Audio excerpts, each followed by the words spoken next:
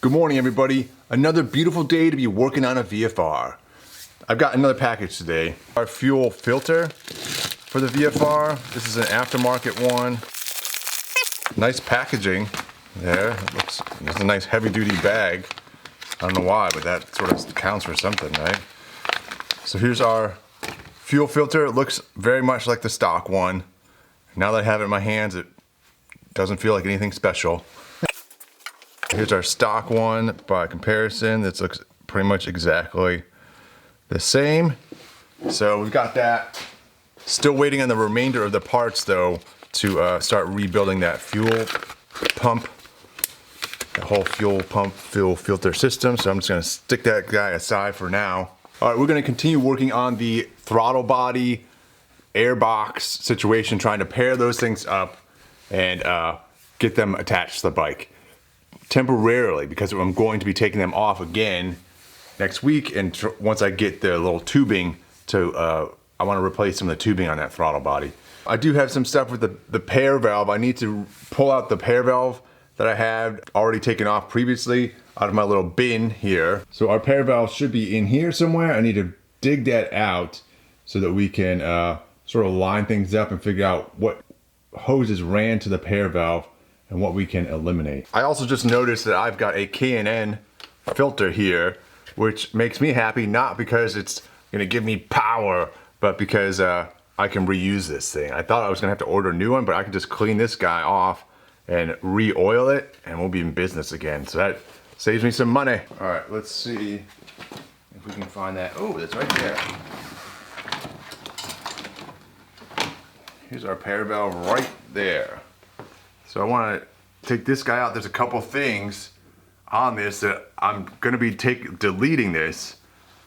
So there's a few things. There's clearly like 3 hoses running off of that and a plug that I no longer need to worry about. So I need to figure out where that stuff is, where their counterparts are on the bike, and we can plug that stuff off. All right, so here is our pair valve. This guy. Where was this living exactly? So we figured some stuff out here. So the pair valve used to live up here on this front sort of left part of the bike. But there's a tube here that goes to the airbox. This guy, which is one of my questions yesterday. You can see right here we've got like a little nipple that attaches to the airbox here. So I can plug that thing off. I'm just gonna get like a little cap to go on there. And then the other one of these tubes would have gone to the actual pair valve itself on the cylinder head, the front cylinder head. So that's already been removed and capped off and everything. This goes to the rear cylinder head that has also been capped off already. You don't have to worry about that. And then we have this little electronic plug here that goes over here. That's where it would have plugged in right here. So I can go ahead and sort of cap this thing off, you know, remove that plug.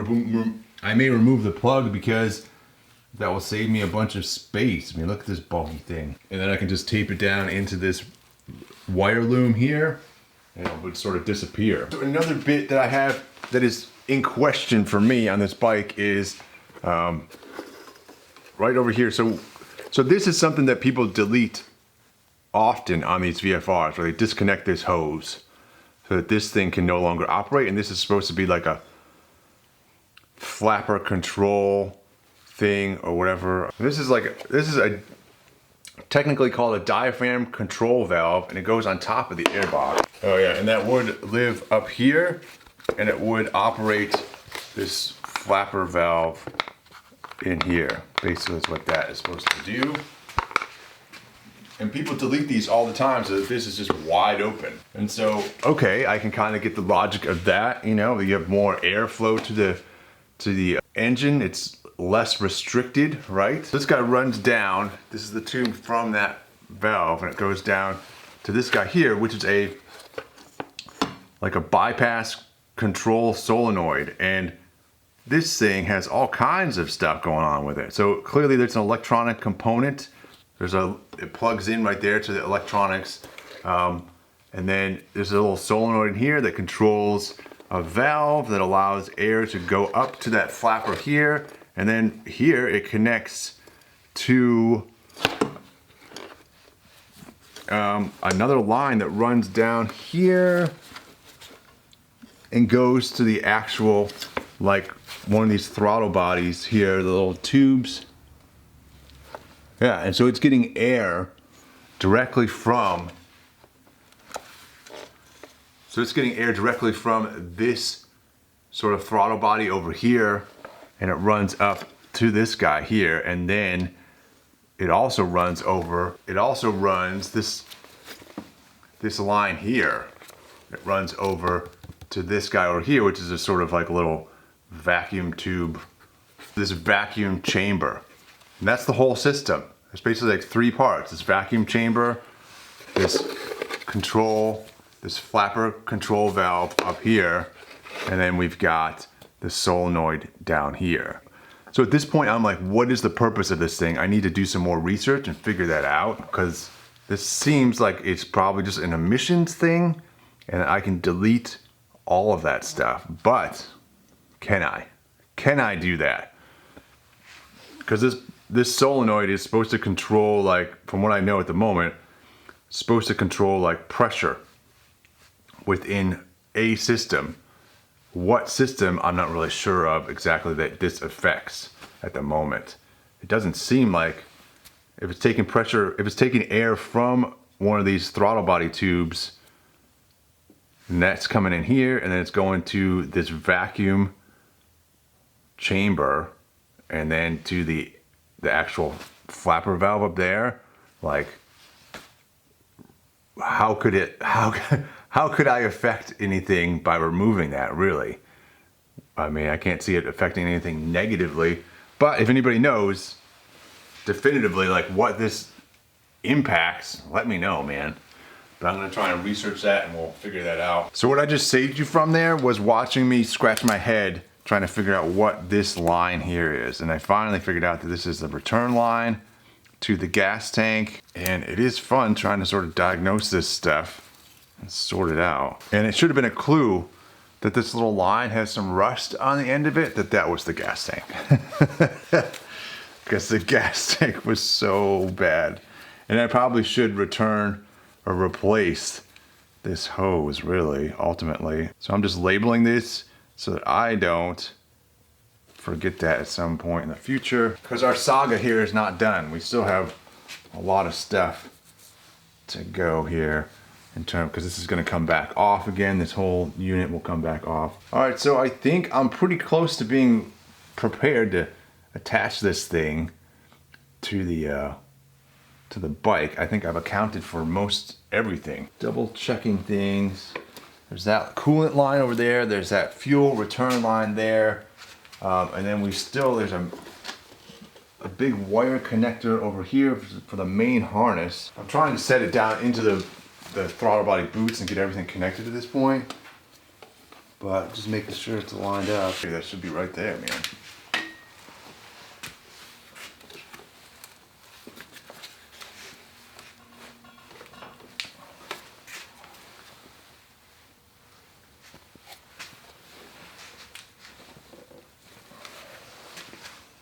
Man. Yeah, this is why, I don't know, this is such a pain, this whole unit. All right, let's lube this up. Because yeah, I've accomplished nothing. So a little bit of soapy water on those things to hopefully try and make this easier.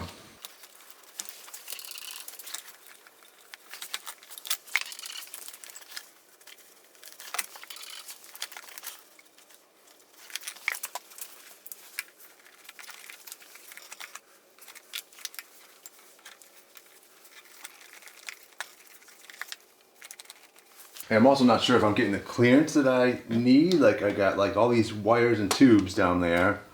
I'm not sure that I'm not getting hung up on one of those, or they're just like in the way. There's too many down there. It really does act like it's getting hung up on something, like there's something else that's holding it up. This will be the entire episode. This will be the entire video, is just watching me try and seat this freaking throttle body. I can get the rear to seat just fine, but the front, I'm afraid I'm gonna crack this plastic air box too.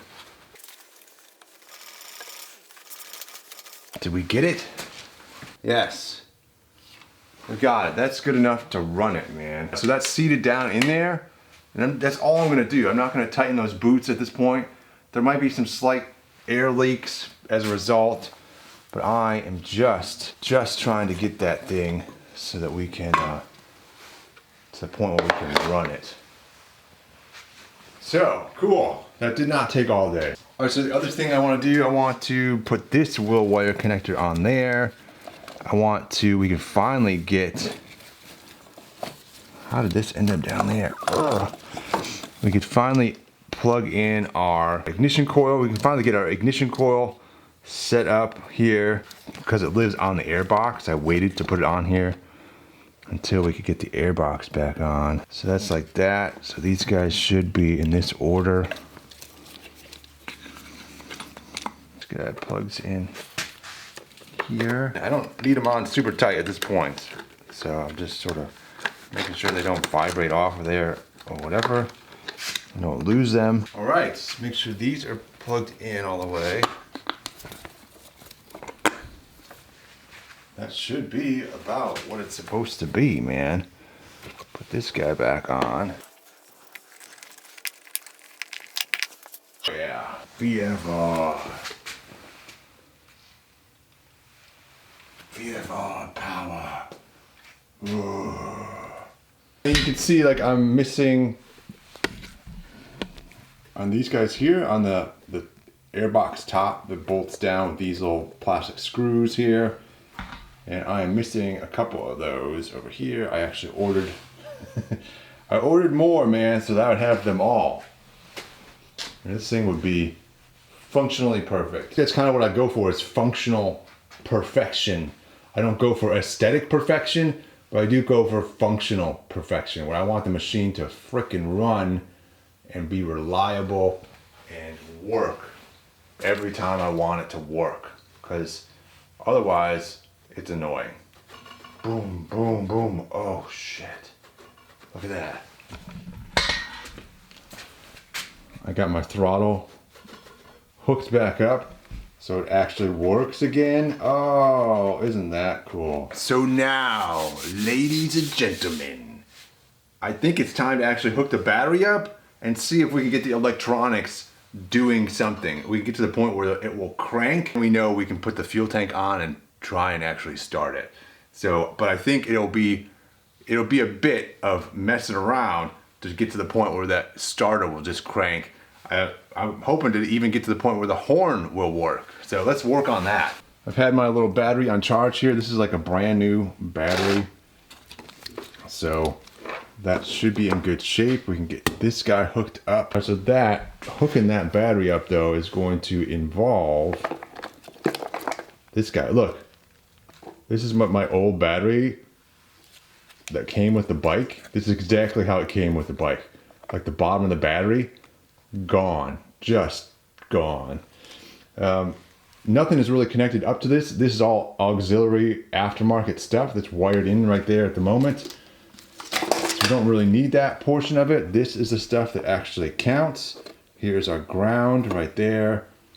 Here's our positive connection. I've gone through all these fuses already, so I think everything should be good there.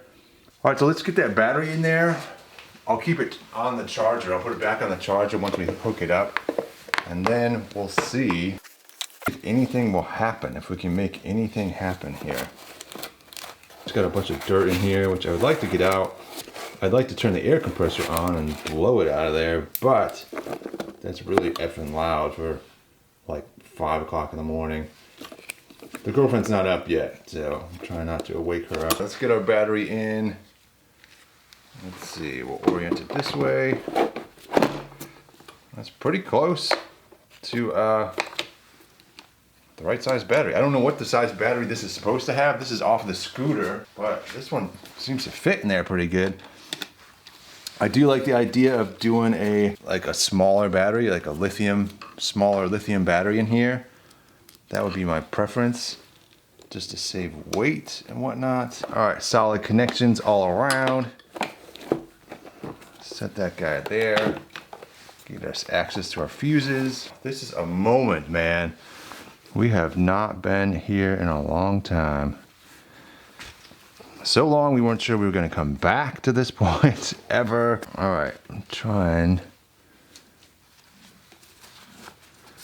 to get my little alternator wires hooked back up here. I labeled all these things so that when I took them apart, I numbered them so they go back together the same way.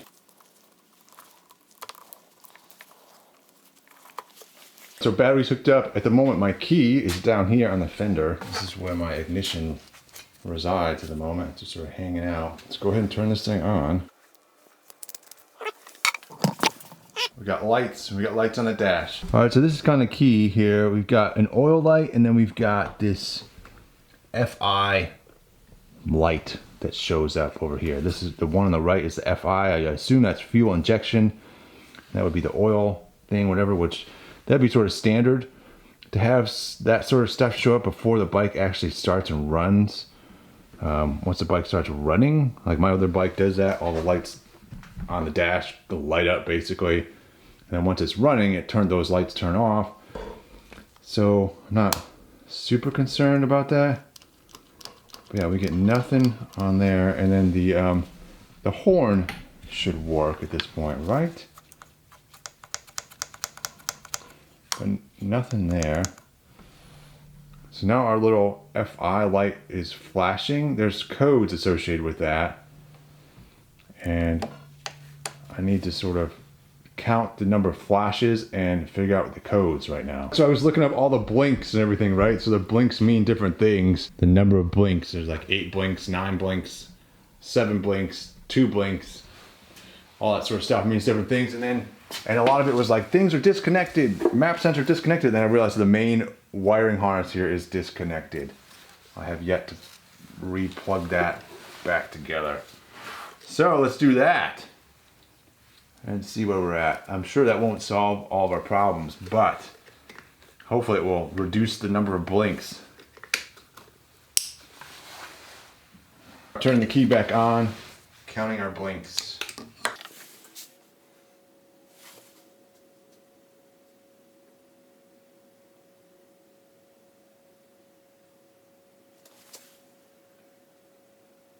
It just seems to be down to 1. So it's like on 1, 1, 2, 3. So it's like a 1-3, I think is what it's telling me. All right, we're looking at this again because according to the service manual, the blinks are not quite so straightforward. If we have a long blink, a quote 1.3 second blink, that is equivalent to 10 blinks.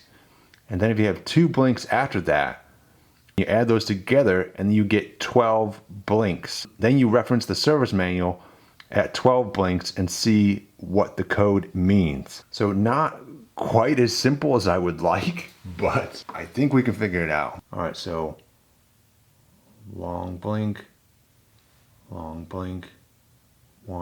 2, 3.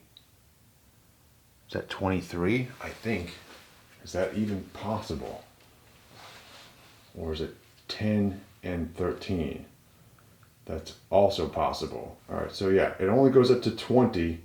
So it has to be code 10 and code 13. So 10 is a loose or poor contact on baro sensor. Open or short circuit on baro sensor wire. Faulty baro sensor. What is a baro sensor? So we gotta look that up. And then 13 would be a loose or poor contact on number 2 fuel injector. So something going on with the number 2 fuel injector. Let's look up a baro sensor. This guy right here, that's our baro sensor. I've not come across these before on a bike. Like, it's kind of fascinating. It literally measures the barometric pressure, and that's, so if you're at different sea levels, like this will adjust the fuel ratios and everything accordingly. Kind of fascinating that this exists on a bike. Like, that's kind of some cool tech, really. According to our little codes, this guy is not working, which I would not blame it because the bike slid on this side. I bet you this thing got whacked pretty hard at one point or another. It's also possible that there are some damaged wires in here, and that's oh, it looks totally fine at this point. But let's disconnect it. Let's see if anything makes sense here. So I'm gonna go ahead and reinstall this thing and leave it disconnected and turn the bike back on and see if that makes any difference in our code. Turning it back on. Makes no difference.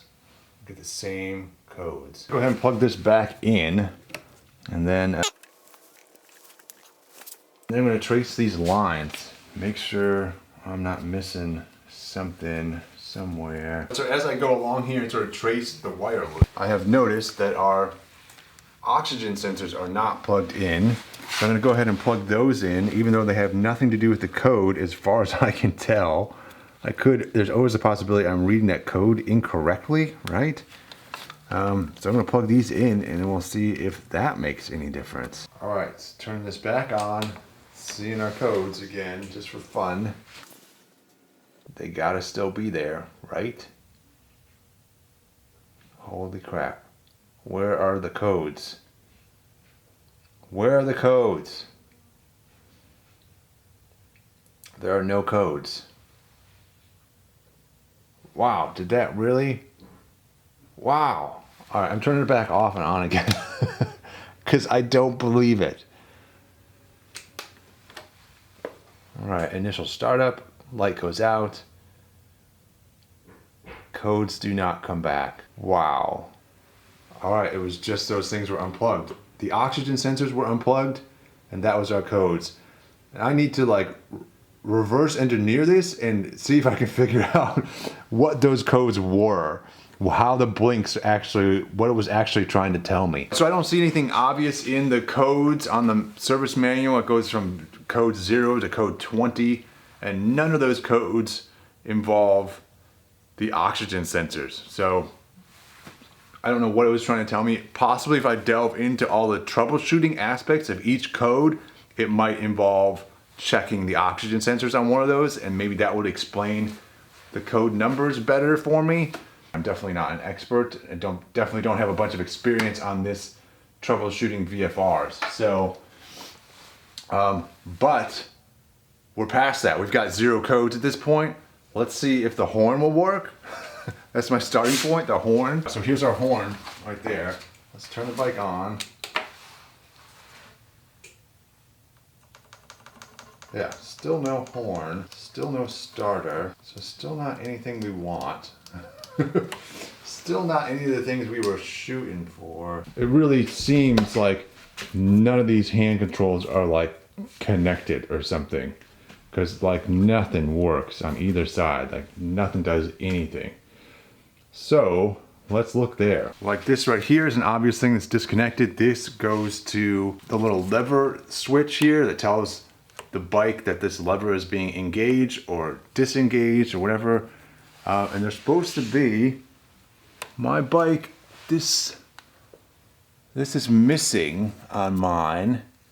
That switch is gone. I think I have extra ones around I can plug in there. But let's look at the main wiring coming off of this guy. It runs up to our wiring harness on the dash here. It is plugged in. So that's one side. The other side, the main parts come in through here. Right there is that connection. Everything's connected. I don't see any wires that are disconnected or cut, busted up, etc. Nothing obvious, at least at this point. This also runs up into the main line. You can see on this one this little box right here. There's a little tiny box, black box right there, and that's where those wires that were disconnected on the other side connect in there, and there's just a little basic on-off switch. That's how that's supposed to work. I'm not sure with this one. Usually you can hear it clicking. I don't hear it click on this one, so this might be broken as well. I don't think that's our main problem at the moment. I'd like to actually just sort of track down, sort out this horn. Like, I feel like that should be an easy thing to get working. I can see the actual horn is right here. Everything is plugged in there. We've got 2 green wires there. I can follow this wire up. Yeah, I'm gonna just try and see if I'm getting power to stuff. That is my next move. All right, so just a bunch of head scratching going on behind the scenes here today on this bike. We did get some stuff sorted, but tomorrow I'm gonna get out my little light tester, my electrical volt tester or whatever, and see if we can track down where we have power and where we don't have power. And that helps me to sort of figure out where the problem lies. So that's tomorrow.